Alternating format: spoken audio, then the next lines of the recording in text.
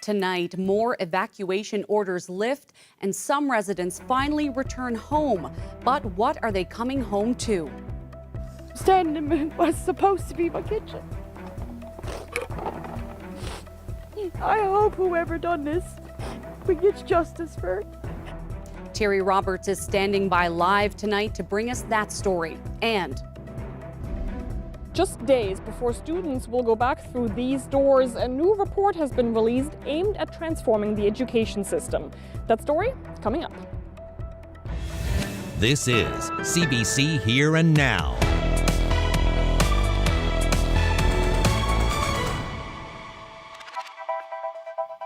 good evening and welcome to Here and Now. I'm Ariana Kelland, filling in for Carolyn Stokes. Well, we start tonight in Conception Bay North, where some residents are getting the first look at what the wildfire did to their homes. Evacuation orders have been lifted in the town of Small Point, Broad Cove, Blackhead, Adams Cove, and in Kingston. That is where our reporter Terry Roberts is tonight. Terry, how are people feeling in the community? Well, Ariana, look, it's been an incredibly emotional day here on the north shore of Conception Bay. Now, we've been here for a few hours, and I can only come up with one word to describe what I've encountered since I've been here, and that is heartbreaking. There's people around us here right now. We're looking at some local residents. They're all in a daze, trying to make sense of what's happened here. Now, here's how the afternoon unfolded. Just after the noon hour, government officials gave the green light for property owners, for fire evacuees here in places like Kingston and further north in Small Point, Broad Cove, Blackhead and Adams Cove to come back to their properties. And in many cases, people came back, simply walked into their front doors and were likely greeted by the smell of rancid meat in their homes because of course the power has been out here for a while. But in many, and again, we'll see how the randomness of this fire. If we can just pan to the right here, you'll see the siding on this house is completely melted off. So very close call, but this house will be reoccupied in short order. But what we encountered, all too many cases here today, is what you see behind me right here. This is the charred rubble of the home that used to belong to Don and Evelyn Short here in Kingston. That's 50 years. 50 years of family memories and raising a family right there. That's gone. If you look around, there's destroyed pickup trucks, all-terrain vehicles, there's sheds. Businesses have been lost here, and as we all know, the school in Western Bay Academy is also gone. So many communities here have been devastated. But what I also encountered here is a feeling of determination. The people here say, yes, they're broken, they're hurt, but they're not defeated. That the North Shore will rise again. Just check this out. I couldn't believe that everything that we worked for was gone, and that we had to try all over again to restart our lives. I'm going to try to get back to normal again. Right. I'm not going to let this bit of old fire keep me down. None of us got hurt, and none of the volunteers got hurt, and that was the main thing. This stuff, as hard as it is to look at, we can rebuild, and that is the plan. The North Shore is strong. We will stick together, and we'll fight, and we'll always help one another out. And no matter what, that's what will happen here. My nephew was here today, and we had to lug him home because he was so upset. He was upset, and he just couldn't contain himself. But, again, we will show him that Nan and Pop are okay, and we're here as a family, and we will do our best. And yes, right now it's very heartbreaking, but we will come on top. This is 4 generations of kings that lived in this house. It was a 170-year-old house. Not what I've lost, what our whole community has lost. This whole road, everyone is related to each other, tied in some way, shape, or form. It's not just us that lost everything. My mother-in-law lost everything. My brother-in-law lost everything. Cousins, friends, family. Kingston in the whole was a family. My heart and soul right now is when can I clean this off and start to rebuild? Because nobody is going to keep us down. So that's just a snapshot of the destruction and devastation that's happened here, and so many stories are starting to emerge now, stories of Again, there were no injuries, but I've heard stories today of firefighters having their boots melted onto their feet as they try to fight this fire, of the heat so intense that a brook not far from here filled with dead fish. So, the full scale of what happened here is still starting to sink in. And you know what, we're going to witness more of this tomorrow, because town leaders in Small Point, Broad Cove, Blackhead and Adams Cove, well, they're going to have reporters into that community tomorrow. They're going to brief us on what happened in that fire-ravaged community, and we're going to get a tour. So we'll see much more of this tomorrow. Reporting live from Kingston, I'm Terry Roberts for Here and Now. Thanks, Terry, for that. The trial continued today in St. John's for 64-year-old Tony Humby. On the stand, a retired police officer who had a chance to arrest Humby 18 years ago, but didn't. As Ryan Cook reports, she now wishes she had done things differently. But first, a warning, this story contains details of sexual assault. Retired Sergeant Corinne James took the stand late Thursday morning to recount a case she handled in 2007. A 16-year-old said he'd been sexually assaulted by Tony Humby. He went to the hospital where a rape kit was taken and then gave a statement to police. James says she then spoke with Humby, but says there's no indication she read him his rights, and says it's likely she knew she wouldn't press charges before the conversation even took place. Humby told her any acts that happened were consensual. When asked Thursday if she agreed with her initial decision not to charge Humby in 2007, she said no, and that modern training and resources would likely have led to a different outcome today. We also heard from the person who made that complaint in 2007. He's now in his mid-30s and says the alleged assault haunted his life, leading to heavy drug use for about 10 years. On cross-examination, defense lawyer Mark Grushy pressed the man on inconsistencies in his statements. The man told police in 2023 that he had no prior encounters with Humby, but today said he met him about 10 times prior to the alleged assault, going for driving lessons with him and sometimes drinking with him. The man says he blocked Humby from his memory, even going as far as considering him as dead in his mind as a way to move on. He says it took some time after the 2023 interview for more memories to come back to him. His testimony will continue Friday morning. Ryan Cook, CBC News, St. John's. In other news, a 37-year-old man in St. John's was charged with sexual assault today. The Royal Newfoundland Constabulary responded to an assault in progress this afternoon on Whiteway Street. A woman was assaulted by a man that was known to her. The man fled the scene, but police located him soon afterwards. He was held to appear in provincial court. Well, after almost 2 years, the Education Accord released its final report today. It aims to transform the provincial education system over the next 10 years.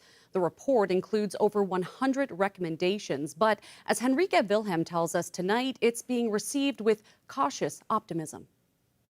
There they come to present a 410-page report they hope will shape students, teachers, and schools in the province for the decade to come. It's a bold call to action. Titled A Vision for the Future, it contains a lot of those, 110 in total. Recommendations span K-12, post-secondary and lifelong learning, divided into short, medium, and long-term goals. It's a living document that will take change and make change as needed. One that will evolve as our province does. An interim report on the Accord was published in January and criticism ensued. Both the Mun Faculty Association and CUPE backed out, concerned over the education system's privatization. I'm not downplaying their importance, but there's close to 9,000 surveys that were involved in this, some 400 educators / early learners. I think that it's a very well-rounded document, and I think that given the balance of time, we're going to see that those groups will come around to what's in this report. And that's recommendations spanning different areas, like violence in school, chronic absenteeism and teacher training, but also mental health supports, the creation of an education advocate, and preparing for the future. This accord is the call to modernize from the ground up and to embrace digital literacy, harness the power of AI, and reimagine how learning happens. While stakeholder groups still need to read the full report,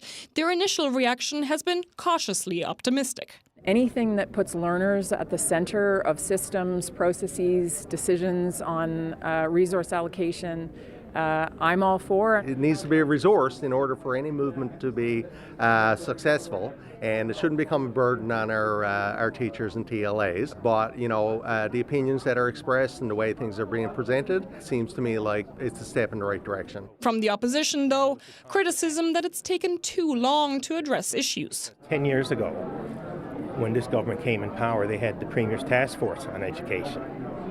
And actually the title of that was Now is the Time.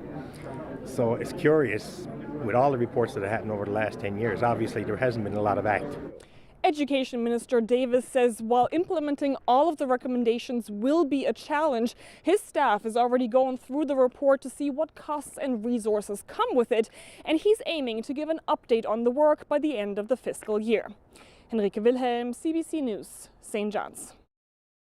The province also offered an update on the health accord today. As of this summer, more than 100,000 people are now connected to family care teams. That's approximately 20% of our province's population that all have a family care team to call home. That's just one of the updates on how government says it's attempting to improve the healthcare system. There's also been less ER visits, a reduction in healthcare worker vacancies, and an increased volume of scheduled surgeries. Up next for the province is an attempt to modernize ambulance services, a change that will see a doctor consulting on emergency calls. It'll have a clinical chief, and it'll have doctors working in an emergency transport service who will work out of central dispatch. They'll live in central dispatch. And then any calls that are necessary in terms of an emergency or even an interfacility transport will be referred to this doctor for advice about how to manage the patient, to determine where they need to go, and then to ensure that the barriers are taken away in the transfer of that patient either by air or road, and in getting a bed in the appropriate hospital that they need to go to. This is a sea change from what we've been doing. We're optimistic that we'll be able to get this moving in October because we've already hired a clinical chief for the program, and we've started to recruit doctors to be able to go on that rota. In other news, a man has been arrested for intentionally setting a fire in the east end of St. John's. A homeowner on New Cove Road discovered fire damage to their property when they awoke yesterday morning. There was minor damage, and it appears the fire burned out on its own. A 33-year-old man has been charged with arson with disregard of human life. 2 other suspicious fires in the east end of St. John's remain under investigation. Meanwhile, in Central, RCMP and the Fire Commissioner's Office are investigating a residential fire that happened last night in Grand Falls, Windsor. Police and the local fire department responded to a house fire just before 9:30 last night. Crews quickly extinguished the flames. The home was unoccupied at the time and no injuries were reported. The investigation is ongoing. Well, the government announcements kept coming today, this time in Labrador. Labrador Affairs Minister Lisa Dempster detailed a new Air Access program. It will lower the cost of flights within the province for Labradorians. Dempster says a flight from Wabush to St. John's typically runs around $1,400. With this new funding announcement, Labrador residents will be able to fly that route for just under $640. The province also announced funding for municipal infrastructure improvements in Lab City. Water, sewer, and stormwater services are being extended along a 400-meter section of Waxwing Avenue. Well, will it or won't it? The St. Lawrence rocket launch is now scheduled for tomorrow morning, and if it goes ahead, it will be Canada's first commercial rocket launch. The weather certainly looks a lot better. Today, a little cooler though, especially along the northeast coast, anywhere from about 5 to 11 degrees colder than it was yesterday at this time. We've got some thunderstorms rolling through as well. And as we head through tonight, we're going to continue to see that risk of thunderstorms. Unsettled weather tomorrow, a few showers certainly in the forecast for parts of the province, and then rainy on Saturday. I'll break all of that down for you coming up a little later in the show.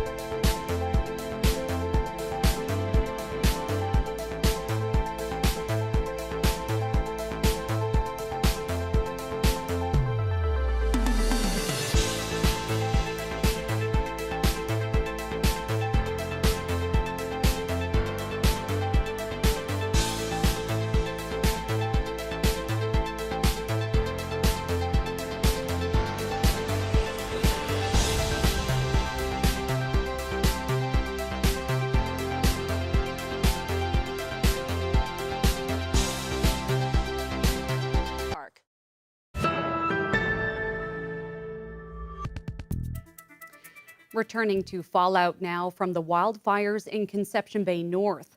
Police say a man is facing charges after an ATV was looted from Ocrapick Cove. Now, this news comes as residents worry for their properties and belongings, and RCMP continue new ATV patrols of the fire-damaged communities. I spoke with RCMP Corporal Jesse Donaghy earlier today. The ATV was recovered over the weekend, and on Monday, RCMP arrested a 43-year-old man for possession of property obtained by crime, and he has been released and is expected to appear in court in November. Can you say where this person is from? Is this someone who is from the communities that have been affected by the fires? The individual is from the area. That investigation, of course, is ongoing at this time, and further charges are possible. We do know that there are concerns over looting, over break-ins. How many reports has the RCMP received now in relation to potential cases of theft? We have heard concerns from evacuated residents surrounding their properties and their possessions, and we completely understand their concerns. We have had 3 reports of possible break-and-enters, and of course, these incidents are a little bit difficult to investigate while the folks are out of their homes and unable to gain access to that area. So are they all under active investigation, I guess, at this point? They are. Those investigations are open, they're active, they're ongoing, and they'll continue once the residents are able to return to their houses. What can you tell us about what your officers on the ground are seeing now that you have started those ATV patrols? What are they seeing? Our officers have started those patrols, like you said. This is a complement to the road patrols that are already being conducted in the area by road, and they are, they're searching the evacuated zones, looking for any suspicious or criminal activity, with the effort of deterring that. Yesterday alone, they checked over 200 properties, and they didn't find anybody within the evacuation area that didn't have proper authorization yesterday. Okay. And the RCMP, of course, yesterday issued those photos of the people on the ATVs in those evacuated zones. Have you identified those individuals?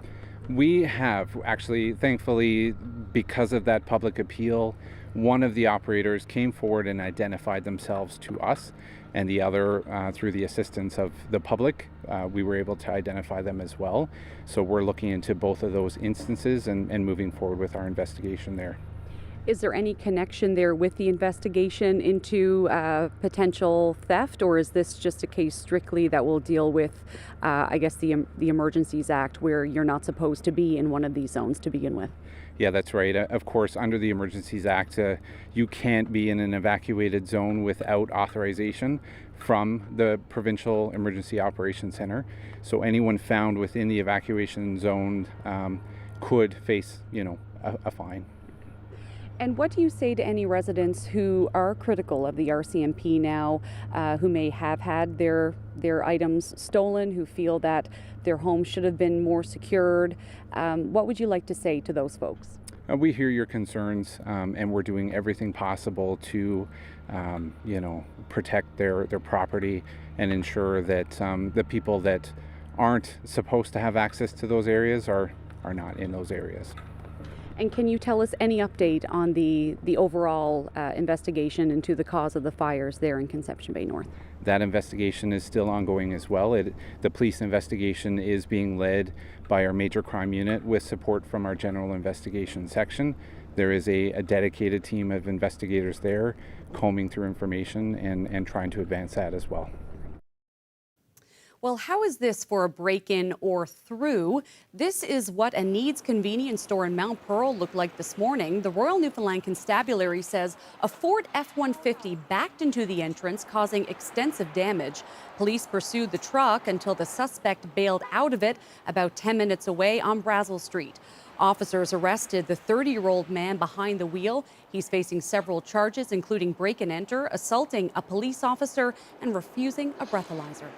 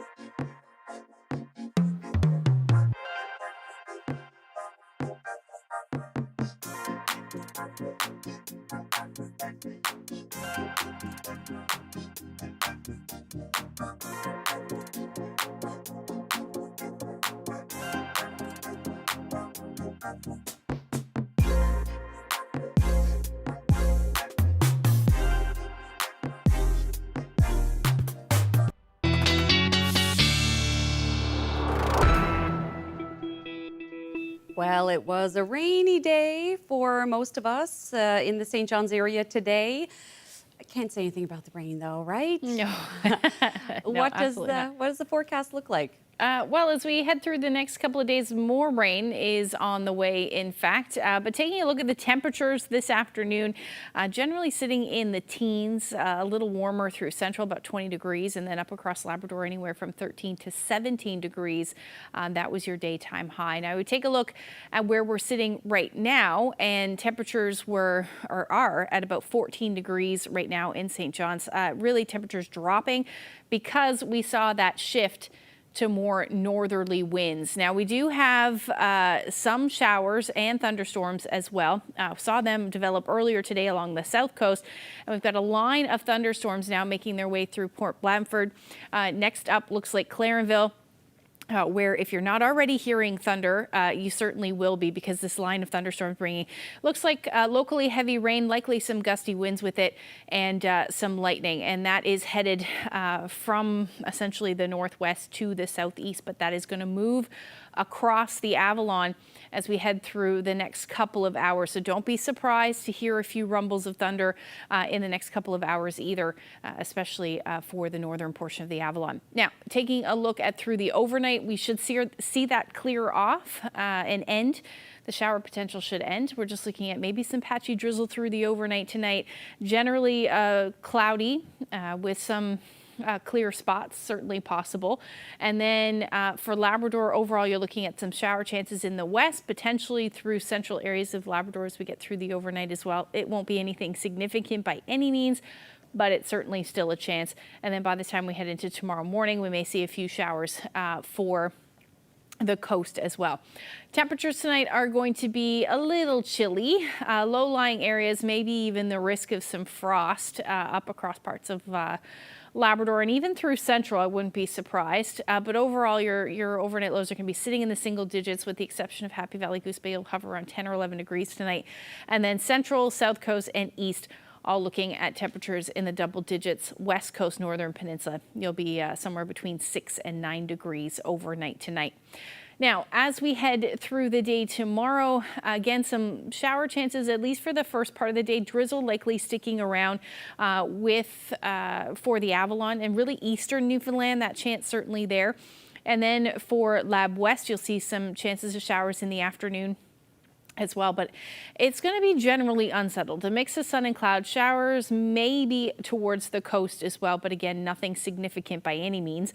And then it should turn into a beautiful day across the island. We are going to see some high cloud move in, and this is out ahead of our next system that's going to bring some showers. At this point, looks like a good chunk of the island is going to see this shower chances, and some periods of rain, which will likely be heavy at times. So I'll break that forecast down for you a little later. But as far as the temperatures go for tomorrow, it's if you're in onshore flow, so anywhere where the winds are blowing onshore, your temperatures are going to be a little cooler. So that's along the northeast coast, potentially parts of the south coast as well may see temperatures in the teens. Otherwise, we should see highs somewhere between 21 to about 23 degrees as your afternoon highs. Winds not overly impressive. Later in the day, though, those winds will pick up a little bit in the east, where they'll be gusting out of the east, somewhere between 15 to 20 kilometers per hour. Now, up across Labrador, you're looking at temperatures in the upper teens, low 20s through the day. And again, a mix of sun and cloud. Now, don't be surprised to see a few showers, but again, it won't be significant by any means. Now, towards the coast, you're looking at southwesterlies, and they'll be gusting somewhere between about 15 to as much as 25 kilometers per hour. So the weather certainly does look nice in St. Lawrence, at least for tomorrow morning, which is good news for Peter Cowan, who is out there waiting for a rocket launch. Thanks, Ashley. Yeah, I'm here at the launch site for Nord Space, and Everyone here is fingers crossed for tomorrow morning to finally see the launch of their rocket right here from this pad. And joining me is the CEO of Nordspace, Rahul Goyal. Thanks so much for joining us here. Yeah, of course, always a pleasure. How excited are you for tomorrow morning? Super excited. I mean, this is something that our whole team has been working so long for, investing so much in. We have so many people around the country really looking forward to this, so we want to deliver success. We're feeling great about tomorrow. Okay, so walk me through, what will tomorrow look like? Well, we're going to get to the pad with a rocket vertical basically at daybreak. So we're going to be working throughout the night, floodlights, everything. Our engineers are going to be very diligently getting everything ready at this pad behind us overnight. So everything from nightfall all the way to sun up, we're going to be hustling. And then if everything goes right around 6:30 a.m. Or maybe even a little bit sooner than that, we'll be launching. Okay, and what will that launch look like? It's going to look beautiful, especially with the backdrop of the rising sun and all of that. But it'll be about a minute flight. It's our first flight test, so it's partially fueled, and we're launching this thing. It'll go up, go right over the Atlantic Ocean within less than a second, and then splash down. So we're going to have our mission control, a couple hundred meters back there. Our whole team is going to be there. We're going to wait for splashdown. It's going to be a lot of cheering after that. So this rocket isn't the biggest rocket that's ever flown in Canada. It's not going into space, but why is this such a big deal? Well, it's a really big deal because around the world, whether it's the United States, but now significantly further than that, commercial space has become kind of the leading force behind everything from manned space flight to deep space missions and scientific missions and everything else. And Canada hasn't had a commercial space launch capability. We haven't had a space launch capability in the past, and that's a really critical part of not only space sovereignty, but maintaining jobs, protecting our tax dollars, protecting our IP, and creating opportunities for people local here in St. Lawrence but across Canada to practice what they love, which is aerospace engineering and space engineering. So doing this in a commercial way is what's really important about this, and this is going to be the first step to unlocking that for Canada.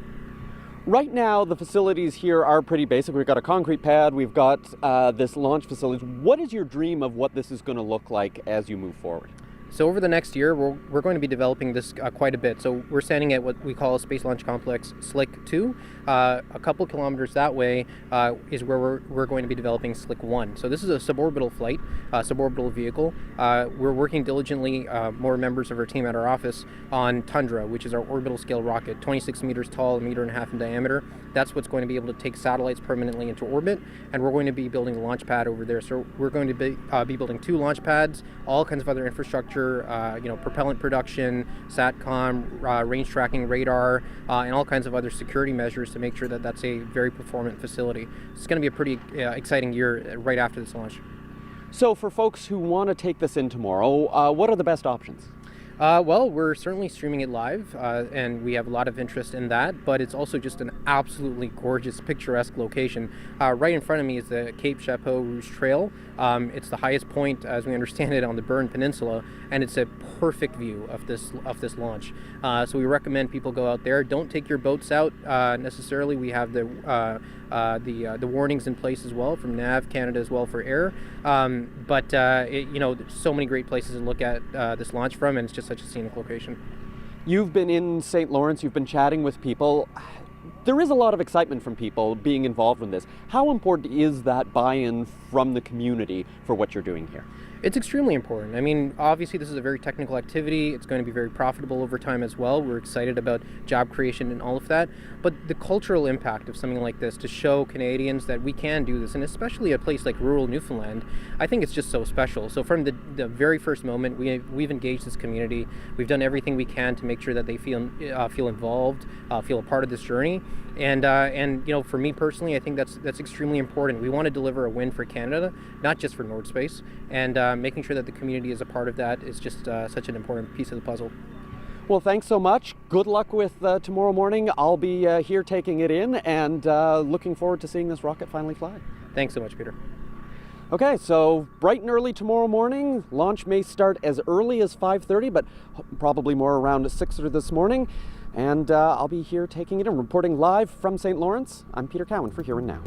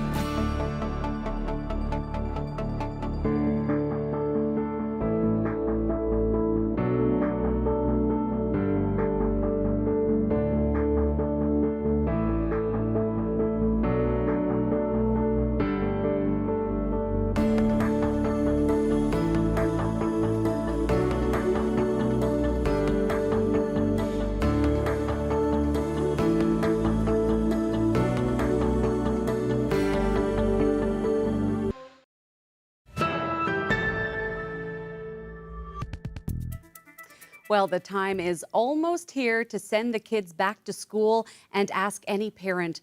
Back to school shopping can be a stressful task, but the provincial government has stepped in with assistance for some families.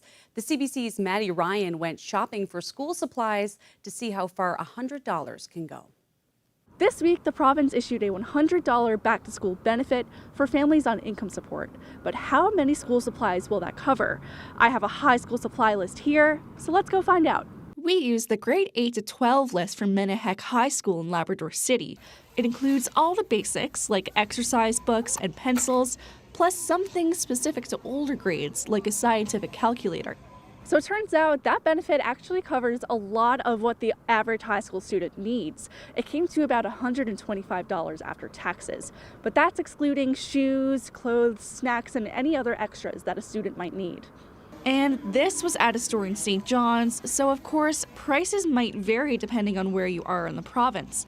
But for families who feel a little overwhelmed, trying to find everything on their child's list, or just don't have the time to go to the store themselves, there's also a pre-made option. Dix & Company in St. John's has been selling back-to-school kits for years, and they deliver across the province. In Newfoundland, our schools like to do it where every school and every grade has their own specific list. So they're all unique, and parents don't have to worry about dealing with sold-out issues and crowds. They just grab our kit and they're ready to go with quality supplies already. Kid has confidence going to the first day of school with what they need. As for cost, Byrne says it depends on the grade and the school. They really do range widely because they are unique to each school and each grade. So I've seen kits as low as $18 and I've seen them over $100. But I think a good average would be around $75 typically. But again, it depends on what's in there. The pre-made kits don't include a school bag, new gym shoes, or other more personalized items. So however families choose to do their shopping, a $100 check goes pretty far for those basic school supplies, but not all the way. Maddie Ryan, CBC News, St. John's. Well, the summer season always brings out more bicycles around town, but in downtown St. John's, a group of bike riders are making themselves especially known. CBC's Julia Israel reports. It is finally Friday. I've just left the station, and because it's the last Friday of the month, I'm heading over to Bannerman Park to meet up with a bunch of other bike riders for an evening ride downtown. We're doing the monthly critical mass bike ride, where it's an all ages, all levels bike ride around the downtown core of St. John's. We've been doing it since 2020, more or less, in St. John's. I've done it in other cities where I've lived, in Boston and Barcelona. Would you call this a protest? Yeah, it's like a light protest. We are in the streets. We're not blocking the roads outright, but we are making sure drivers are aware we're here. This is like more of a, we all need to share the road. Don't like us here, then you should be a fan of bike lanes. Usually cars don't think about us, and we have to think constantly about them. We commute to work, and just those 20 minutes for me are so valuable to do it, but they're not safe. We're going straight through, turn right at the stop sign, and then we're gonna go right down that hill. Right down the hill. Now that's a bell. And down the hill here. I hope everyone's brakes are working. The first critical mass was actually in 1992 in San Francisco, of all places. Who would have thought that a place known for its hills started an international tradition of biking together in the middle of the road, promoting biking as a mode of transportation. How you liking the ride so far? Oh, the ride's great. I'm like, I should come every Friday. I mean, St. John's is such a picturesque city. Yeah. Minus all of the parked cars and the parked cars and the parked cars. Yeah. But you know, like e-bikes really take the stress out of it. Yeah. And I wish more people understood like how usable this is if we had actual space that was safe to use.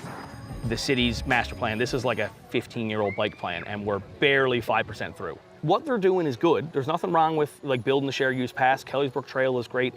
Realistically, like if people are going to be using bikes for transportation and actually getting around the city, they need it to go somewhere. Right. So the city's not really, I don't think, putting a big effort towards this. So that's part of these rides. We are people biking. We should have some space. It's one of those things that you've seen empty bike lane and people go, oh, no one uses it. It's like, because it doesn't go anywhere. Yeah. Very rarely do we get someone blowing a horn or getting angry. For the most part, people accept that we're in the road. We're smiling, we're laughing, we're clapping. That's the goal. Thank you. Our safety is not important. It's about safety in numbers, right? Yes, that's the more people that do this, the more power we have to be an impedance for anybody who wants to drive in a car riskily around us. Right. So that person back there that passed us basically through the wrong lane, that person said, oh, there's only 6 of them, I can get around them. If there was 20 of us, they probably wouldn't have tried that. It's an annoyance for sure, but also, there's no space for us to ride bike, and that's kind of the point. It makes you happy, just exercising, and also community. You always find the same cyclists and you say, good morning, hello. There's all these barriers that until you get out on a bike, you don't really see, but there's a lot of people would bike if we had safe space. And I think a good way to compare it is if you don't think a 5-year-old can do it safely, that's not a safe bike lane. So realistically, shared use paths are a really good program. I'd like to see them expanded, but we can do a lot more, a lot quicker for a lot cheaper. So hopefully the city starts having more of appreciation for that. So what we're doing is we're breaking the barriers up and enabling the yeast to get right into the pulp of the berries. That's Hilary Rodriguez speaking in 1994 about the business of making wine. The businessman and dentist passed away this week in St. John's. Born in Tanzania, Rodriguez and his wife, Marie France, moved to Newfoundland in the 70s, where he practiced as a dentist up until 2020. Rodriguez opened the province's first winery in Whitburn in the early 90s and later a nutraceutical company. He also served as the mayor of Whitburn and volunteered for many organizations. Rodriguez was 82.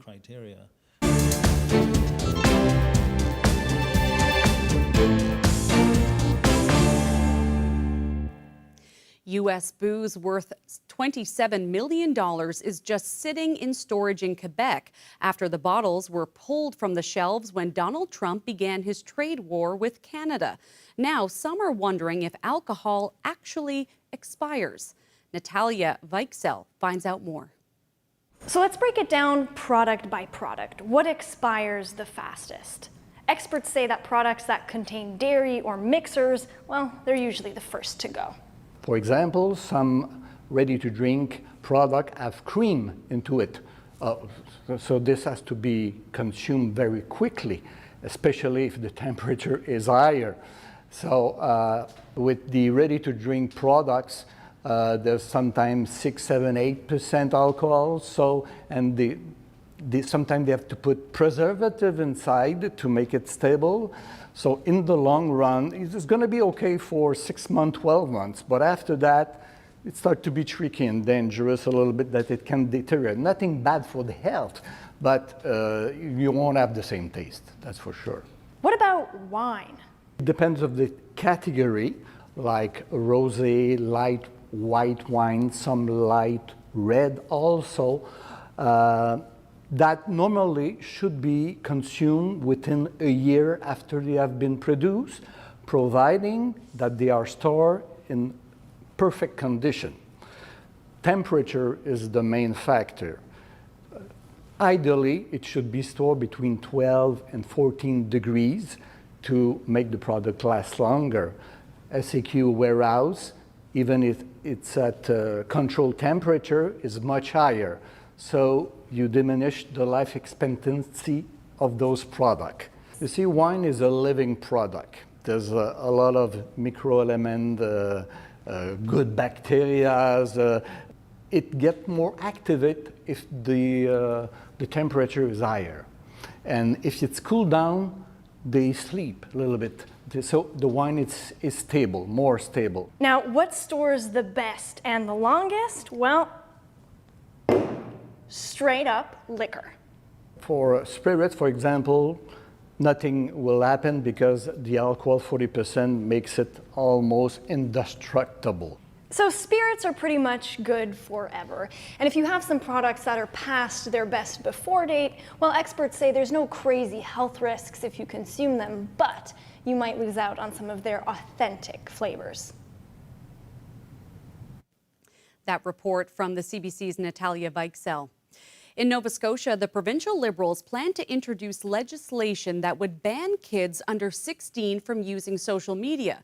As Deanna Sumac-Johnson shows us, it's a topic that already has many parents talking and taking action. Nova Scotia's Liberals say there are good reasons to legislate limits on social media use by kids. We're seeing higher rates of anxiety, depression, and even suicidal ideation among kids who spend too much time on these platforms. This legislation would set a minimum age of 16 to access social media accounts in Nova Scotia. In the last provincial election, the Liberals were reduced to just 2 seats, so they would need the support of the governing PCs to pass the bill. Still, the move is significant, says this tech expert. And it is politically savvy for a party that isn't in power to at least raise it right as everyone is going back to school to make sure that it's front and center on the public agenda. In December of last year, Australia became the first country to approve a social media ban for people under 16. The ban kicks in later this year, but implementation has been difficult.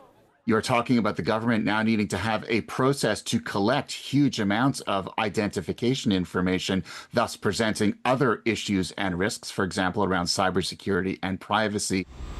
Still, some Canadians believe political support is key in a battle many parents are fighting privately. This mom of 4 is a volunteer with Unplugged Canada, which recently called on the federal government to implement a social media law like Australia's. Kids can't just walk into an R-rated movie or can't just buy harmful addictive products like cigarettes. And the online world is still the Wild West. The group is also working on persuading interested parents to pledge they'll delay giving their kids smartphones. The Nova Scotia bill is expected to be tabled in the fall. Deanna Sumanak-Johnson, CBC News, Toronto. Now take a look at what may well be a case of apples falling really far from the tree.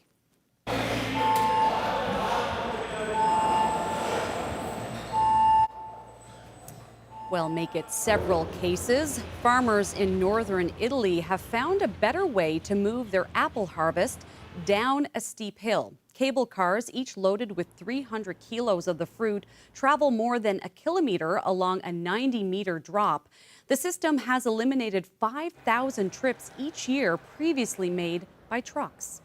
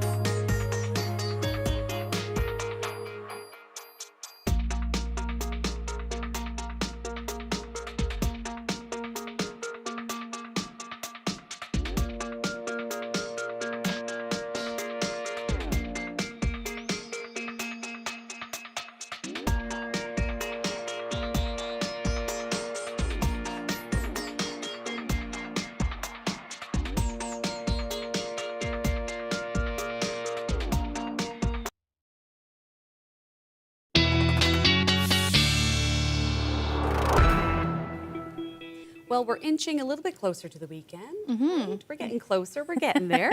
Almost. What's it looking like for the weekend? Well, tomorrow is going to be a bit unsettled, so we'll start with some sunshine, a few showers, but it's going to get rainy by the time we get into Saturday. So let's take a look at what's going on. So we'll see that rain, at least it looks like at this point, moving in through the overnight on Friday. So by Saturday morning, most of central, south coast, eastern Newfoundland will all be in periods of rain that will likely be fairly heavy at times. Now, depending on exactly where we see this system track, we may see some showers for the northern peninsula as well as we get into the afternoon. And then a little bit of a break by the time we get into the evening, at least for the east, with some more showers moving through central. So definitely keep that in mind if you have any outdoor plans. You likely won't through the day on Saturday if we do see this system move through and head further west. Now, as far as the temperatures go, they'll be a little on the cool side, only topping out in the teens for the Avalon through central. West coast, you'll be seeing temperatures likely around the 22-degree mark. And then for Labrador, a few showers definitely possible for those of you in Lab West and then along the strait. Again, depending on how far west we see this area of low pressure track, we may see some showers. You may see some showers as well. Now, temperatures for Labrador will be anywhere from about 16 to 22 degrees through the day. And as far as how much rain falls, by the time we get into Sunday morning, like I said, some of this rain looking fairly significant. A good bet we'll see somewhere between 20 to 30 millimeters of rain, but there are some pockets where we may see somewhere between 30 to 50 millimeters. So certainly keep an eye out for some potential rainfall warnings if this does end up panning out. Now, as far as what's going to happen as we head into Sunday, definitely looks like the better of the days, the weekend anyway, for the eastern half of the island. There's still going to be some shower chances though for the western portion of the island. Same thing up across Labrador, so certainly an unsettled weekend, and then we'll likely see those showers again by Sunday evening, head further east. So yeah, rain. We need it though, so no one's going to be complaining about that. Temperatures will be sitting in the upper teens, low 20s across the island, and Labrador, same thing. A little cooler for the north coast, around 12 degrees, but Happy Valley Goose Bay should sit around 22. Long-range forecast. Monday, showers will return again. By Tuesday, we're looking at a mix of sun and cloud, but temperatures will be in the mid to upper teens, rather. And then for central, you're looking at teens in the forecast there as well. A little bit of a roller coaster, anywhere from 18 to 23 degrees. And then temperatures for western Newfoundland will hang out in the 20s. And then for eastern Labrador, a nice stretch of weather, in fact, well above where you should be sitting this time of year in the mid-20s. And then for western Labrador, sunshine Sunday, Monday, Tuesday, with temperatures slowly warming to the low 20s. Our weather photo of the day is taken in central at Notre Dame Provincial Park. Isn't that a beautiful? Oh, lovely. The sunset last night was absolutely stunning, and Marcia captured it perfectly. Thank you so much for that. If you have any weather photos you'd like to share with us, we'd love to see them. You can share them to my Facebook page or email them to nlphotos@cbc.ca. That is an absolutely stunning photo. Thank you so much, and thanks for everyone for watching. Have a good night. Good night.